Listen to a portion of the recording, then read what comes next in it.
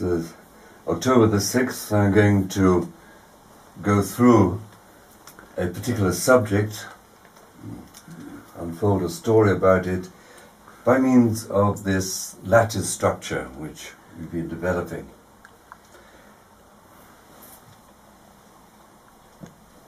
Lattice, remember, starts from one point and becomes 2 and then 3 and so on.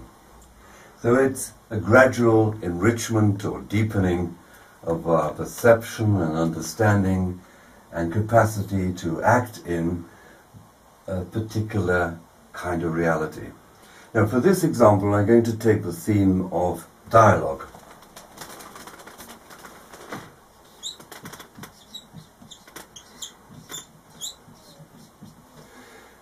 This has great importance for me personally. I've devoted a lot of time to it. So it's not simply chatting between people, but it's chatting between people in a group to share and develop something new which will actually have an effect on how they are together. So it has sort of deeper implications than the usual sort of get-togethers, meetings and conversations. Now, this presentation is going to be quite brief, so points I shall hurry through in a very peremptory way. Now, if you imagine people getting together, talking, is for a finite time, in finite circumstances, and we can make a division of a very simple kind between what is said, and I'll have to get another pen, I'm afraid.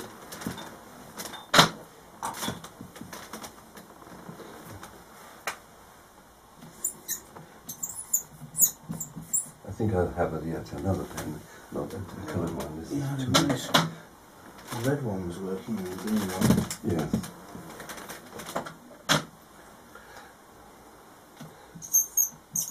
What is said and what is unsaid. Yeah. This is extremely powerful because there are a whole range of discriminations to do with these two. It's simply because in finite time only so much can be said. There's also that only certain things can be put into words in the first place, you see. And it's also to do with people are only willing to speak about certain things, they don't speak about other things. So this division has a lot of implications in it, and you must always know that in relationship to what is said, the unsaid is vastly greater. So this is the facing of limitation. Now dialogue, the word dialogue here, David Bohm, who was an exponent of it, explained it as two roots, dia and logos, which means through meaning, not simply a chat between two people, but a going through meaning of people. So on this next level, we get this issue of meaning. Remember, I'm going through this in a very, very fast way. And I'm going to write it in this way. I'll put it here, words, and I'll put up here, people, because obviously what is said relates to words, what is spoken, actually spoken, put into the particular language of the people. And the unsaid with the people here, you see, is that the notion that in people there is an inner content, a psyche, a spirit, and that is, in a sense, the content of what is unsaid. I hope you can get some sense, some feeling for how this is spreading out in similar ways along the two axes. But in each step, we have to make a step of understanding. So we went between the words and the people and say what is there is a meaning. And this is something new, because meaning is something that which is more than in the words. Meaning is what expresses the people. So in dialogue, meaning assumes a very, very important central role, because that is what is followed. And it's a guideline in itself. And it's important to see these two sides, the the meaning goes beyond the words which are spoken, and the meaning is an expression of the people, and it's also how the people will discover themselves. So a lot could be said about these relationships, and each of these, we call it two relationships or two degrees of togetherness here, are a reflection of the primordial one above it. Now we come down to 4. 1, 2, 3, and 4. And what's happening here in the next step, I'm going to say, what's come to my mind, is to do with this actual group of people gathering together, which gives it the substance. In fact, it is this group of people. Now we start from their meeting and talking together, which really is based on one definite parameter. That's the number of them, the number of people. And I'll say something about this in a moment, a little later on. Now this one here has to do not simply with the people in this time and space, but to the differences between them. Differences, if I spelled it right. And these differences relate to the diversity of the people, that is, their different backgrounds, their different opinions, their different politics, their different ages, and all the rest of it. Without these differences, the dialogue does not work. Now, this term here has to do with something I give this strange name to, the sameness of people. That is to the degree to which they can actually listen to and empathize and identify with each other. Now this one here at the end is the, going to write as the group mind, because it has to do with the moments or the potential or the ideal, if you like, of the whole group of a number of people having a commonality, a common presence. So some people do talk explicitly about developing a group mind as something independent in itself. So I'll go back to this number of people just for a moment.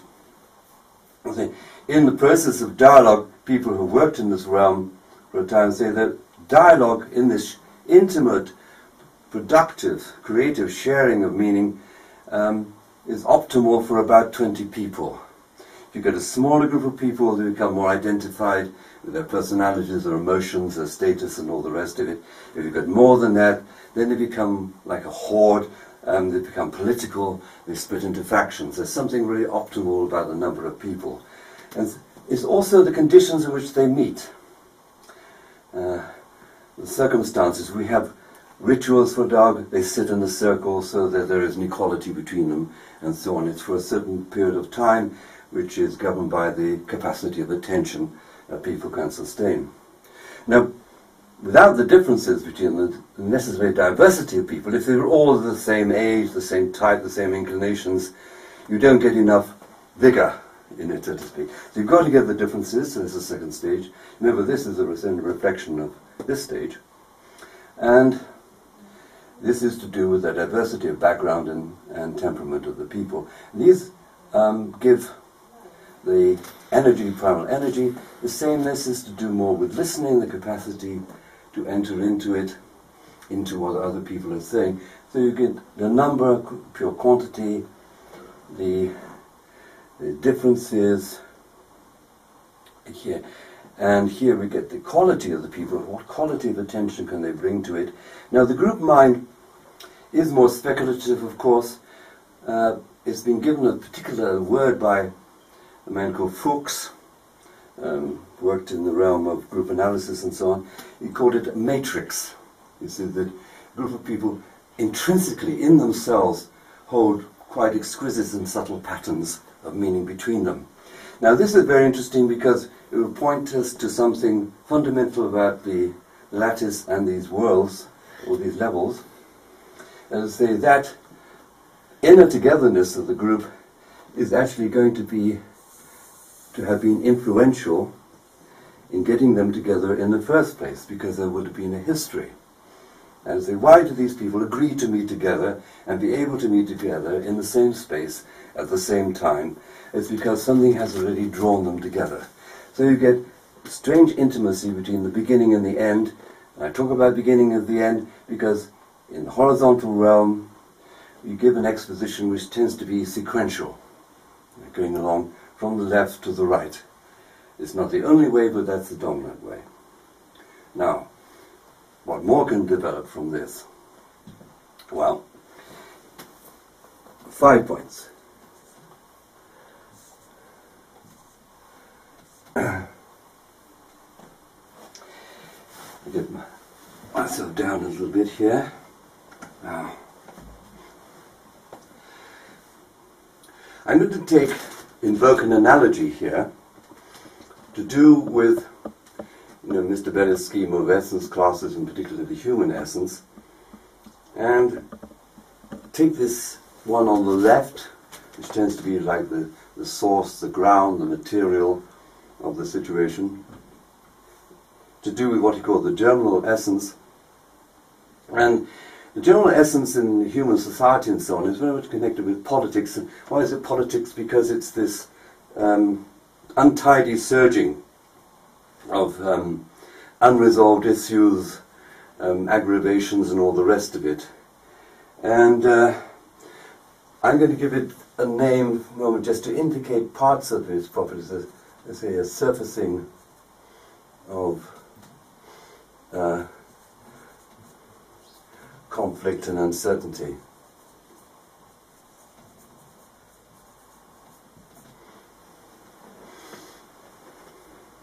Now, the next point in the human, applying this analogy here, the human essence would be the animal essence. So I'm going to identify this one with the themes of discourse, or the stories which a group of people tell each other, which are the repeated stories.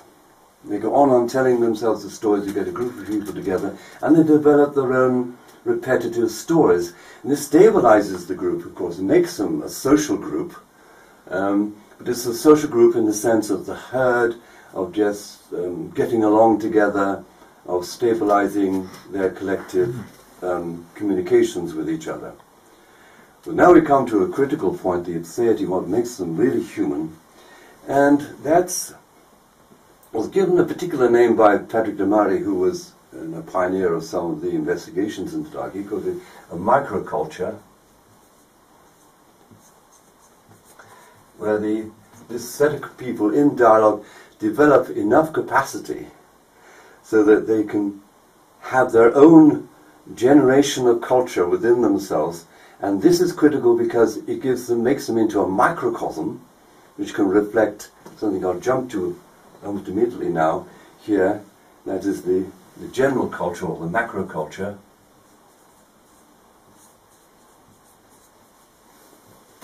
That they're really capable of reflecting is macroculture in themselves, which means also capable of reflecting its issues, its currents, its disturbances.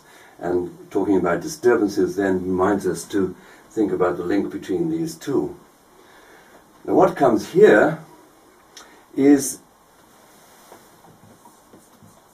to do with the future. That's one way of talking about signals from the future.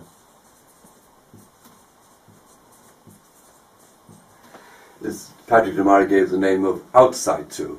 You're able to see outside their own little group. So this kind of macroculture is not simply the usual sort of in-group.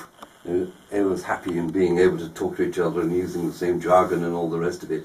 It's actually objective enough to be able to reflect what's happening in a macroculture and see it afresh. And they become the antennae, begin to pick up these signals about changes happening in the culture. Why? Because they're enacting them in themselves. The formation of this microculture becomes the whole zemos of the process, because it's stable, but it's still evolving, and it's able to use itself to understand the macroculture from which it begins. So we have quite a complex crossover and relationships in which you see sometimes call this the lower nature because it has to do with really the past and inertias and stabilizations. This is to do with the future and innovation and creativity. Now, I'm going to have to be a bit compressed down here when I get on to 6, because we're into the kinds of action which begin to happen. I call it the, for want of a better word, the critical area, because we can talk about this as, let's say, this is the sayable, the meaningful, the shareable, the cultural, and then we get to something I gave the name critical to, because it's to do with action and crises and so on, having that character. Now the beginning of it is associated with the sense, almost the emotion of the experience, and I'm going to call this one here, it's going to be 6 across, remember, sort of the anarchy, which is the complete sense of loss of any kind of order, meaning or direction. Essentially being lost. The next one is frustration. And typically in a dialogue group you get an element or a period when the people are just frustrated that nothing is developing, nothing is going anywhere, nothing is being resolved, people are not listening to each other and all the rest of it. It comes a culmination, because I'm talking about this in a sequential way, of here to hate. Now, people are shocked when you get this word hate, because people are so bon ton and politically correct these days, and you shouldn't say any negative words. But Patrick Damari, my mentor in all this, insisted on this, because it's an energy, it's a fundamental kind of energy in people. Unless they enter into this, they don't get the resolve, not able to generate the resolve to actually produce a change of mind. And that's the important thing. And if it can be born, and then the action here is to bear this in oneself, not just fly out, as happens in general society. This is where general society stops. This is what you see politically. Reaches that point and you got the Israeli-Palestinian confrontation. And that's it, the end of all the process. And to sustain the hate internally and suspend it from external discharge means that something can be built up internally, and then you get this tension given just to awareness, which seems to be no action at all. There's just a deepening which comes from not reacting. And it builds up the energy, and you come to this 5th point here, I call metanoia, which is this turning about in oneself. It's a change of attitude, it's a revolution in the emotions, and it has to happen in the emotions. In Gurdjieffian kind of terms, it has to do with the higher emotional center, but that is to give it a nice glorified sense. But it's not, also can be taken in a very helpful way. It's a very higher, it is a higher emotional component, and which can lead to the state which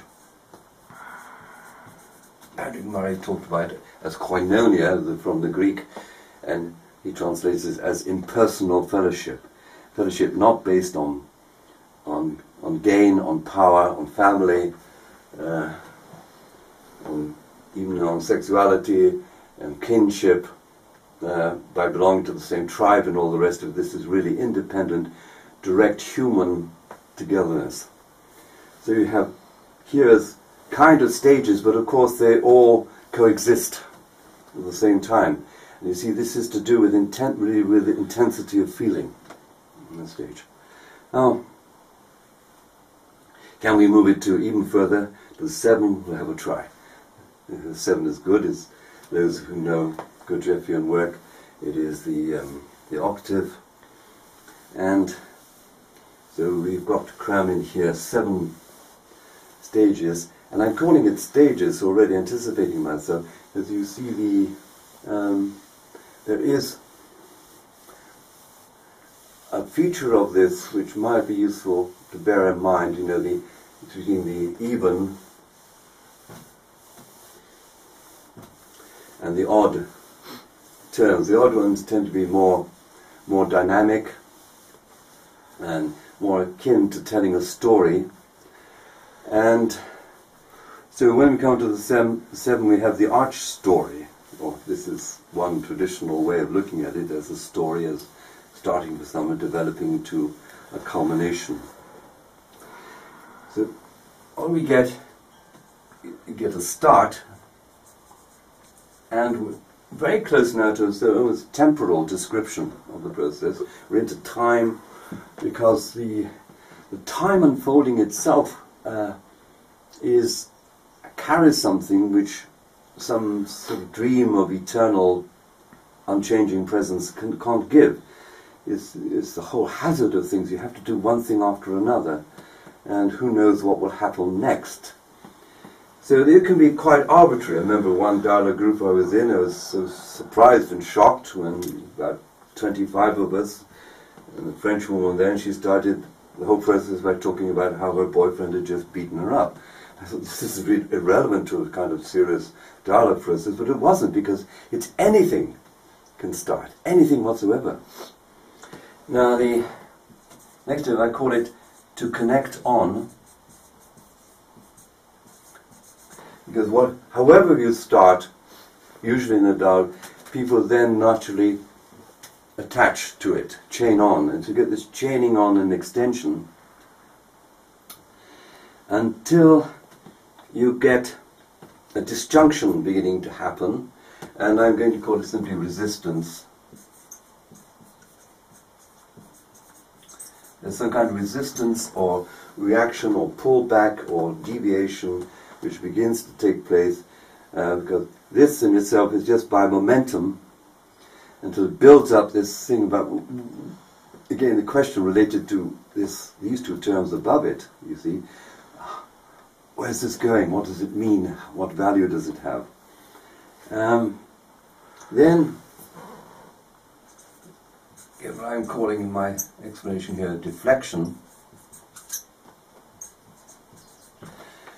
And really notice as you move into a new area, and it's very important when you notice you move into a new kind of area, as if the content, remember there's something to do with the content, what is said from this side. There's also to do with the, I might call it the hidden motivations and searchings and awarenesses of people on the other side. So at this midpoint, remember it's the fourth, which is the midpoint here, it takes a different shape, and so some story begins to emerge, some other or question begins to emerge.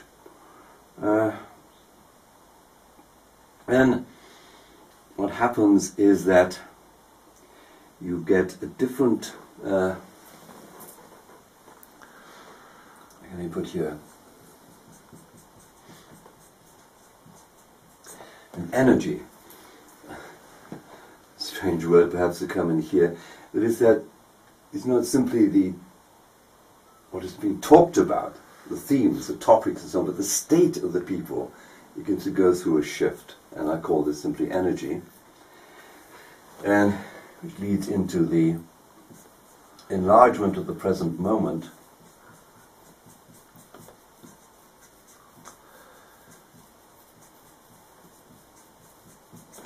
Remember, this enlargement of the present moment is so much connected with this area here. That previous relationship up there is being concentrated down and made very powerful here.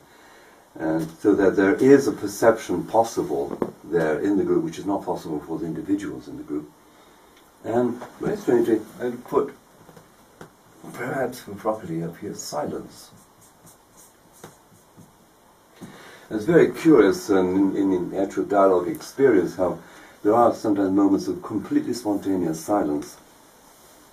And this is not, and it's very powerful and very positive, and it can come unexpectedly and last for a certain period of time, and is recognized by the members of the group as when something is really happening, when apparently nothing is happening. So that's the sort of completion of the process. Completely arbitrary, somebody mentioning something or other they've happened to them or read in the news, or they just thought it up out of their brains and memories. And so all this part, up to about the middle, is almost random. You know? So because then it begins to engage with what the people, remember what's unsaid, right at the beginning here, begins to become more and more powerful and say, what do we really have to say which we couldn't possibly ever say before? And we arrive at silence, and I put it in obviously as a literary way of referring back to the unsaid. You know, they actually embody the unsaid. They don't, in the way they got beyond the words, but they got beyond the words by going through the words, not by denying the words. So this is totally different from having a meditation group. We just sit in silence for hours and hours and hours and never talk to each other. You know, this is really something developed in the heart of speaking itself. So I've run out of space on the board, very nicely. But looking back at this, you can see how every one of these elements can be beautifully interpreted in terms of the previous elements above it. But how much depends or can stem from, you know, if you can get right back to this basic dichotomy of the said and the unsaid, how this reverberates through all of it, how it reflects on this side, all to do with the fact we are limited beings, subject to time and space, and this extends into our vocabulary, our language, our knowledge. There's something very much deeper too, which is played about in the middle here, and which intrigued me about dialogue right from the beginning, which was, because I could recognize it in myself. You know, there were things I could sense, but I could never speak. I could never speak because if I came near to speaking them, it was as if there was a powerful barrier preventing me from speaking these things. And I thought, one can become aware of this to some degree, but how much more one was not aware of, and so one was being confined. So the point about the dialogue being into conjunction with other people is that they might raise things which you could never raise yourself. So there is a middle realm which grows about this mutuality between people, which is enabling something which hasn't been said, hasn't been perceived then, hasn't been brought into being, hasn't been faced, hasn't been suffered, you know, into that realm of actual action, into manifestation. You know, what happens in the middle is like a very beautiful flowering. It can get ever deeper. So I'll leave the story there.